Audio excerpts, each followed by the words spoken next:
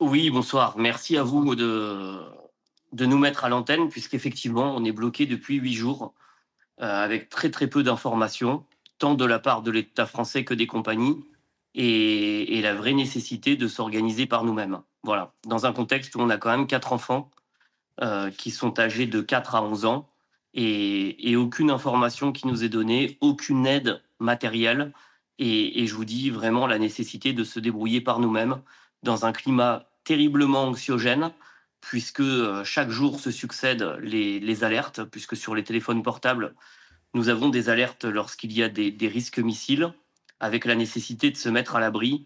Et pas plus tard que ce matin, nous avons été réveillés, les enfants également, non pas par le réveil qu'on avait programmé, mais par une alerte missile. Donc, la première information que vous avez de la journée, c'est qu'il faut se confiner. Donc, avec des enfants âgés de 4 à 11 ans, c'est vraiment difficile.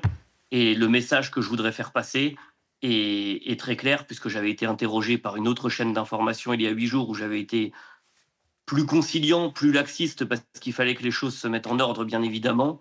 Mais aujourd'hui, le constat est le même, c'est-à-dire qu'on est véritablement laissé à l'abandon par l'État français. Ça, c'est une C'est-à-dire que réalité. vous n'êtes Euh, absolument pas orienté, vous ne savez pas quand vous pourrez rentrer, on ne vous dit absolument rien, c'est-à-dire qu'il n'y a pas même de contact avec l'ambassade, vous êtes laissé totalement à l'abandon, c'est ce que vous nous dites ce soir?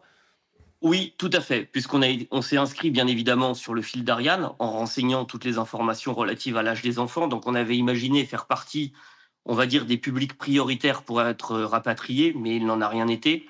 Et effectivement, la première information que l'on a eue, c'est que notre vol était purement et simplement annulé.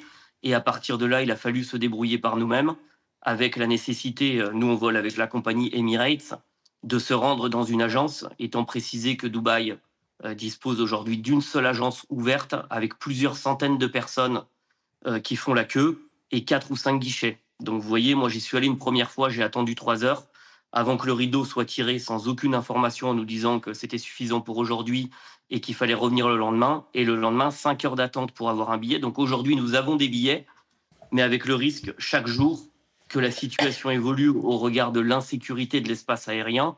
Et aujourd'hui, l'aéroport a été touché, et les informations qu'Emirates a pu émettre étaient relatives à une fermeture de l'aéroport et à une suspension des vols, même si par chance les vols ont repris cet après-midi.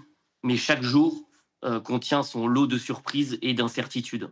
Je Mais on est véritablement livré à nous-mêmes. livré à nous-mêmes et vous le disiez avec des enfants âgés de 4 à 11 ans, comment est-ce qu'ils vivent la situation? Alors, c'est assez difficile, pour être très honnête. Bien évidemment, on joue notre rôle d'adulte, et on est là pour les rassurer. Ensuite, il arrive un âge quand même où les enfants sont en âge de comprendre la situation. Et je vous parlais tout à l'heure des alertes missiles qui sont anxiogènes pour les adultes. Vous imaginez pour des enfants, puisque ça s'accompagne en fait d'un- d'un- d'une sonnerie d'alerte, on va dire, que les enfants connaissent par cœur. Et on lit leur détresse dans leurs yeux lorsque cette sonnerie retentit.